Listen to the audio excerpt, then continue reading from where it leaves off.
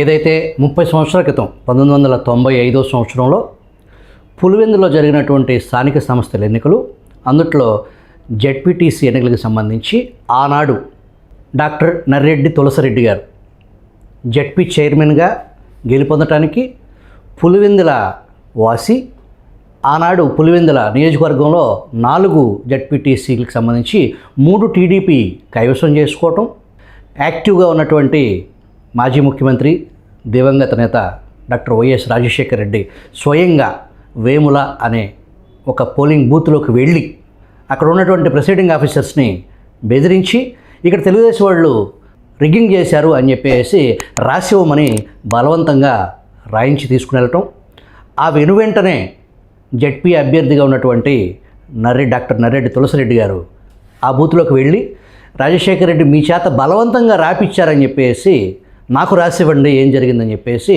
ఆ preceding officer చేత మళ్ళీ ఆ విధంగా ఆయన రాపించటం, జెడ్పీ పీఠాన్ని, కడప జెడ్పీ పీఠాన్ని ఆనాడు తెలుగుదేశం కైవసం చేసుకోవటం, తెలుగుదేశం అధిష్టానం డాక్టర్ తులసిరెడ్డి గారిని జెడ్పీ చైర్మన్గా నియమించటం, ఆ తర్వాత 30 సంవత్సరాల తర్వాత, సరిగ్గా 30 సంవత్సరాల తర్వాత, మొదటిసారి 30 సంవత్సరాల తర్వాత ఓటు వినియోగించుకున్నాను అనే ఒక స్లిప్పు ఆ బ్యాలెట్ బాక్సుల్లో కనిపించటం.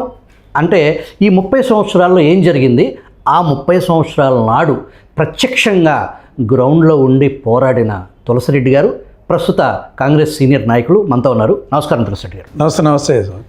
మీరు ఏదైతే ఆనాటి జెడ్పీ యుద్ధక్షేత్రంలో మీరు ఉండటం, మీ ప్రత్యర్థి రాజశేఖర రెడ్డి గారు, అసలు ఆ రోజు ఏం జరిగిందండి, ఆ ఎలక్షన్ 30 సంవత్సరాల ఆ తీపి చేదు జ్ఞాపకాలని మా ప్రేక్షకులు తెలియజేస్తారు. 1994 డిసెంబర్లో అసెంబ్లీ ఎన్నికలు జరిగినాయి. ఆ అసెంబ్లీ ఎన్నికల్లో టీడీపీ అధికారంలోకి రావడం జరిగింది. అప్పుడు వచ్చేసి ఎన్టీ రామారావు గారు ముఖ్యమంత్రి అయ్యారు 1994 డిసెంబర్లో. 95 మార్చిలో లోకల్ బాడీ ఎన్నికలు వచ్చాయి. అప్పుడు కడప జిల్లాలోకి నేను జిల్లా అధ్యక్షునిగా ఉన్నా. 94 అసెంబ్లీ ఎన్నికలకు జిల్లా అధ్యక్షునిగానే ఉన్నా. అంతకుముందు శివారెడ్డి, బాంబుల శివారెడ్డి అంటున్నా, ఆయన జిల్లా అధ్యక్షుడు ఉన్నాడు. ఆయన బాంబు బ్లాస్టింగ్లో చనిపోయిన తర్వాత నన్ను జిల్లా అధ్యక్షుని 94 జూన్లో చేశారు. కాబట్టి నేను జిల్లా అధ్యక్షుడినప్పుడే 94 అసెంబ్లీ ఎన్నికల్లో అప్పుడు 11 ఎమ్మెల్యే సీట్లకు గాను 7 టీడీపీకి వచ్చాయి. 1994లో కడప జిల్లాలో 11 అసెంబ్లీ సీట్లకు గాను 7 అసెంబ్లీ సీట్లు టీడీపీ వచ్చినాయి, 4 వచ్చేసి కాంగ్రెస్ వచ్చాయి. 95 మార్చిలో లోకల్ బాడీ ఎన్నికలు వచ్చాయి. అప్పుడు కడప జిల్లాలో ఓవరాల్గా 50 జెడ్పీటీసీలు, 50 జెడ్పీటీసీలకు గాను 35 టీడీపీకి వచ్చాయి, 13 కాంగ్రెస్కి వచ్చాయి, 1 సిపిఐ, 1 ఇండిపెండెంట్, మొత్తం 50లో. ఇది జిల్లాకంతా సంబంధించి. పులివెందుల నియోజకవర్గానికి సంబంధించి అప్పుడు 6 మండల్స్ ఉన్నాయి. చక్రాయపేట అప్పటికి ఇంకా రాలేదు, పునర్వ్యవస్థీకరణ జరగలేదు కాబట్టి అప్పటికి 6 ఉన్నాయి. 6 మండల్స్కు 6 జెడ్పీటీసీలు. 6 జెడ్పీటీసీలకు గాను సింహాద్రిపురము, పులివెందుల ఈ 2 మండల్స్కు సరైన క్యాండిడేట్స్ దొరక్క టీడీపీ పోటీ పెట్టలే. 4 పోటీ పెట్టాం. వేంపల్లి, వేముల, లింగాల, తొండూరు 4 పోటీ పెడితే 4ంటిలో 4 చోట్ల వాళ్ళ యొక్క దౌర్జన్యాన్ని ఎదుర్కొన్నాం. దౌర్జన్యం ఎదుర్కొన్న సందర్భంగా అప్పుడు ఆర్పి ఠాకూర్ వచ్చేసి జిల్లా ఎస్పీ గారు ఉన్నారు. ఆ దౌర్జన్యాన్ని ఎదుర్కొని రిగ్గింగులు జరగకుండా కాపాడుకున్నాం. అంతే చేసింది. అంటే ప్రజాస్వామ్యయుతంగా ఎన్నికలు జరిగేట్టుగా చేశాము. రాష్ట్రంలో కూడా ఎన్టీ రామారావు ముఖ్యమంత్రిగా ఉన్నాడు కాబట్టి ప్రజాస్వామ్యయుతంగా జరిగే అవకాశం కనిపించింది. మేము లోకల్గా ఎదుర్కొన్నాం కాబట్టి, లోకల్గా ఎదుర్కోకుంటే ఏం చేయలేరు. లోకల్గా అటు గవర్నమెంట్ 2 ఉండి డెమోక్రటిక్గా జరిగితే 4ంటిలో 3 జెడ్పీటీసీలు, 2 మండల పరిషత్తులు టీడీపీకి వచ్చాయి. 3 జెడ్పీటీసీలు వేంపల్లి, నేను ఉండే వేంపల్లి. నేను ఎందుకంటే నేను వేంపల్లి కంటెస్ట్ చేయకుండా రాజంపేట కంటెస్ట్ చేసిన, యునానిమస్గాను. వేంపల్లి లేడీస్కి పోయింది, అందువల్ల నేను రాజంపేట నుండి యునానిమస్గా గెలిచాను. జెడ్పీ అభ్యర్థి కాబట్టి అప్పుడు ఇంకా జెడ్పీ చైర్మన్ కాబోయే జెడ్పీ చైర్మన్. వేంపల్లి, వేముల, లింగాల ఈ 3 జెడ్పీటీసీలు టీడీపీకి వచ్చాయి. తొండూరు వచ్చేసి కాంగ్రెస్కి వచ్చింది. మండల పరిషత్తులు వేంపల్లి, వేముల మండల పరిషత్తు కూడా, అంటే ఎంపీటీసీ మెజారిటీ టీడీపీ గెలిచింది. 2 మండల పరిషత్తులు, 3 జెడ్పీటీసీలు వచ్చాయి. ఆ నేపథ్యంలో అప్పుడు ఏం జరిగిందంటే వేంపల్లిలో చాలా భీతావహన పరిస్థితి వచ్చింది. వేంపల్లి జనరల్గా మొదటి ఎలిమెంటరీ కూడా కొంత రాజశేఖర రెడ్డికి పట్టు తక్కువ. అందుకోసము వేంపల్లిలో ఓట్లు పడవు అనే ఉద్దేశంతో జిల్లా పరిషత్ హై స్కూల్లో పోలింగ్ జరుగుతూ ఉంటే అప్పుడు 7:30 ఆ ప్రాంతమైంది అంతే. అప్పుడు ఎంపీటీసీ నేను జెడ్పీటీసీ యునానిమస్గా అప్పటికే జెడ్పీటీసీగా అక్కడ ఎన్నికలు ముందుగా అయిపోయినాయి. ఫస్ట్ పేజ్లో నేను ఆల్రెడీ జెడ్పీటీసీగా గెలిచాను, నాకు ఎన్నికలు లేవు. ఇక్కడ వేంపల్లెకు జెడ్పీటీసీగా లేడీస్కి వచ్చింది. Ex minister Rammohan Reddy Mrs Lakshmidevi గారిని పోటీ పెట్టించాం. మండల పరిషత్ అధ్యక్షునిగా సతీష్ రెడ్డి పేరును ప్రపోజ్ చేసి అతను ఎంపీటీసీగా కంటెస్ట్ చేస్తున్నాడు.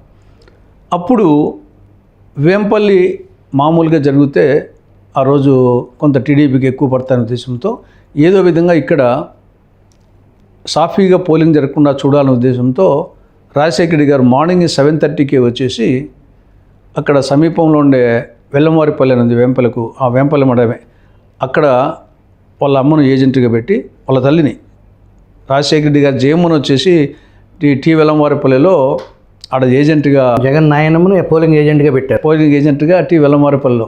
ఎందుకంటే అక్కడ కొంత బలహీన వాళ్ళకు ఏజెంటు లేరు అక్కడ. అది ఎక్స్ఎంపీ కందులోబులరెడ్డి ఊరిది. కందులోబులరెడ్డికి రాజశేఖర రెడ్డికి అనేక రోజులుగా ప్రత్యర్థులుగా ఉన్నారు కాబట్టి అదే ఆ ఊరిలో వీళ్ళకి సరైన ఏజెంట్ దొరక్క ఆడ వాళ్ళ అమ్మను ఏజెంట్గా పెట్టారు. పెట్టి ఆయన కూర్చోబెట్టి ఆయన నేరుగా వేంపల్లికి వచ్చారు. జిల్లా పరిషత్ హై స్కూల్లో ఒక 5-6 బూతులు ఉన్నాయి. అక్కడ నేరుగా రావడం నేరుగా 1-2 బూతులు ఇవ్వడం, బ్యాలెట్ పేపర్స్ నింపేయడం జరిగింది. ఈయన రాజశేఖర రెడ్డి స్వయంగా ఒక సీఏ మీరు వెళ్ళటానికి వీల్లేదన్నా సరే సీఎని తోసుకుని వెళ్ళిపోయారండి. పోయి ఒక బూత్లో ఆయన, ఇంకో బూత్లో వాళ్ళ అనుయాయులు బ్యాలెట్ పేపర్స్ చింపేశారు. అప్పటికి 7:30నే, 7కి స్టార్టింగ్ అయింది, 7:30కే స్టార్టింగే అప్పటికి 3 to 5% పోలింగ్ అయింది. యూజువల్గా వచ్చేసి ఆ క్యూలో ఉండేవాళ్ళు మెజారిటీ అక్కడ టీడీపీ బలంగా ఉండే ప్లేస్ వేంపల్లి. దాంతో ఓటర్స్లో రియాక్షన్ వచ్చింది. ఇంత అన్యాయం వచ్చేసేసి మా ఓట్లు వేయకుండా బ్యాలెట్ పేపర్ చింపేస్తని చెప్పేసి కొద్ది ఓటర్స్లో తిరుగుబాటు వచ్చేసి ఆయన మీదకి పోయారు. ఆయన మీదకి పోతే ఇమీడియట్గా కాకుండా పోలీసులు, అప్పుడు ఎంపీగా ఉన్నారు ఆయన, ఆడుండే పోలీసులు ఇమీడియట్గా ఆయన్ను కారులో కూర్చోబెట్టి మీరు తొందరగా పాండి సార్ అని చెప్పేసి పంపించారు. పంపిస్తే ఆయన నుండి వెళ్ళి వచ్చేసి సమీపంలో ఉండే శంకర్ రెడ్డి అని వాళ్ళ లీడర్, ఆయన ఇంట్లో, ఆయన పెద్ద మోతుబర్ రైతు, ఆయన ఇంట్లో ఉన్నారు. ఈ లోపల వీళ్ళు ఇంకా ఆ ఓటర్స్ వచ్చేసి ఆ ప్రాంతం వాళ్ళే ఆ శంకరెడ్డి ఇంటి ముందరగా పోలవలు ఇక్కడ పోలింగ్ రీపోలింగ్ వచ్చే విధంగా పోలింగ్ స్టాప్ చేశారు. కాబట్టి ఈ ఓటర్స్ అందరూ దాదాపు ఒక 300-400 ఓటర్స్, ఆడ 5-6 బూతులు ఉన్నాయి కాబట్టి అంతా ఆ ప్రాంతం వాళ్ళే.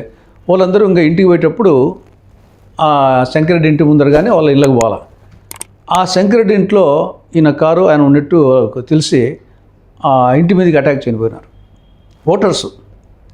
అటాక్ చేయకపోతే అప్పుడు ఇది వివేకానంద రెడ్డి ఏదో పల్లెల్లో, సమీప పల్లెల్లో ఉన్నాడు. ఆయనకు తెలిసింది ముందుగానే వేంపల్లి అంటే కొంత వాళ్ళకు వీకు, దానికి తోడు ఇప్పుడు వచ్చేసి ఏమవుతుందని చెప్పేసి ఇమీడియట్గా ఆయన నేరుగా వేంపల్లికి వచ్చి చూస్తే ఈ శంకరెడ్డి ఇంటి దగ్గర దాదాపు పెద్ద క్యూ ఉంది, ప్రజలు వచ్చేసి ఏదో జరగబోతుంది, మా ఆయనను ఏదో చేస్తుందని చెప్పేసి ఆ నేపథ్యంలో వివేకానంద రెడ్డి గన్మెను ఆ గన్మెన్ కాల్చాడో మరి వివేకానంద రెడ్డి కాల్చాడో కానీ మొత్తం మీద కాల్పులు జరిపారు. నేరుగా వచ్చేసి మాబును డిస్పర్స్ చేసేదాని కోసం అని చెప్పేసి వాళ్ళ అన్న మీద ఏమో జరుగుతుందని చెప్పేసి డిస్పర్స్ చేసేదాని కోసం కాల్పులు కలిస్తే అప్పుడు వెంకట సుబ్బయ్య అనే ఒక అతను చనిపోయినాడు. నీలం వెంకట సుబ్బయ్య టీడీపీ వాళ్ళు వచ్చేసి బలిజా క్యాస్ట్. ఆ వేంపల్లిలో కొంత బలిజా క్యాస్ట్ కూడా బాగుంది. చనిపోవడంతో ముందుగానే పోలింగ్ అప్సెట్ అయిపోయింది. దానికి తోడు టీడీపీ బలమైన ప్లేస్ వేంపల్లి, దానికి తోడు ఒక క్యాండిడేట్ చనిపోవడంతో ప్రజల్లో తీవ్రమైనటువంటి ప్రతిఘటన వచ్చి ఆయన ఈ లోపల ఎస్పీ ఠాకూర్ వచ్చేసి ఆయన్ను అక్కడ ఉంటే సురక్షితంగా ఉండదని చెప్పేసి పోలీస్ స్టేషన్కి తీసుకుపోయారు. ఈయన వెళ్ళిపోయింటే సరిపోయింది, ఈయన పోలీస్ స్టేషన్కి పోయినాడు. ఈ లోపల ఆ లేడీసే ఒక 500-600 మంది లేడీసు చాటలు పరకలు తీసుకొని స్టేషన్కి దాడి చేశారు. ఉద్రేకం ఆ స్థాయి వచ్చింది, చనిపోయిన క్యాండిడేట్ ఉన్నారు కాబట్టి. ఆ లోపల ఇంకా పోలీసులు మాకు లీడర్స్కి మాకు చేసి పోలీసులు ఎస్పీ అనే ఉండి కొంత 5 వరకు కంట్రోల్ చేయడం జరిగింది. దాని తర్వాత వచ్చేసి ఇంకా మళ్ళా మరుసటి రోజు ఒక 2 బూతులు, ఆ బూతులు 2 రీపోలింగ్ జరిగింది. అప్పుడు వేంపల్లి, వేముల, లింగాల 3 జెడ్పీటీసీలు టీడీపీ గెలిచింది. ఒక తుండూరు జెడ్పీటీసీ మాత్రము రాజశేఖర రెడ్డి క్యాండిడేట్ గెలిచాడు, కాంగ్రెస్ క్యాండిడేట్. కాబట్టి ప్రజాస్వామ్యయుతంగా ఎన్నికలు జరిగితే గతంలో కూడా వచ్చేసి 95లోనే మీరు చెప్పినట్టు 30 సంవత్సరాల క్రితమే ప్రజాస్వామ్యంగా ఎన్నికలు జరిగినప్పుడు టీడీపీ గెలిచిన సందర్భం ఉంది, వీళ్ళు ఓడిన సందర్భం ఉంది. కానీ అనేక సందర్భాల్లో ప్రజాస్వామ్యయుతంగా జరిగేది కాదు. డబ్బు, దౌర్జన్యము, దానితో కూడినటువంటి సైక్లింగ్ ఆర్ రిగ్గింగ్, ఇది జనరల్గా ఆ నియోజకవర్గంలో వాళ్ళ విజయ రహస్యం ఏమంటే ఇదన్నమాట. నిత్యకృత్యం ఎలక్షన్ అంటే డబ్బు అపోజిషన్ పార్టీస్ కంటే, అపోజిషన్ క్యాండిడేట్స్ కంటే ఎక్కువ ఇస్తారు. తర్వాత దౌర్జన్యం తర్వాత ఈ యొక్క సైక్లింగ్, తర్వాత వచ్చేసి ప్రతిఘటన ఉందనుకోండి, ప్రతిఘటన ఉన్నప్పుడు మళ్ళీ ఓడిపోయిన సందర్భాలు ఉన్నాయి, లేదా ముఖాముఖి జరిగిన సందర్భాలు ఉన్నాయి. ప్రతిఘటన లేనప్పుడు ఆ మెజార్టీలు ఎక్కడికో పోతాయి. ఏకగ్రీవాలు మెజార్టీలు 80,000, 90,000, 1,00,000 ఎమ్మెల్యేకి అయితే. అది వాళ్ళ విజయ రహస్యం.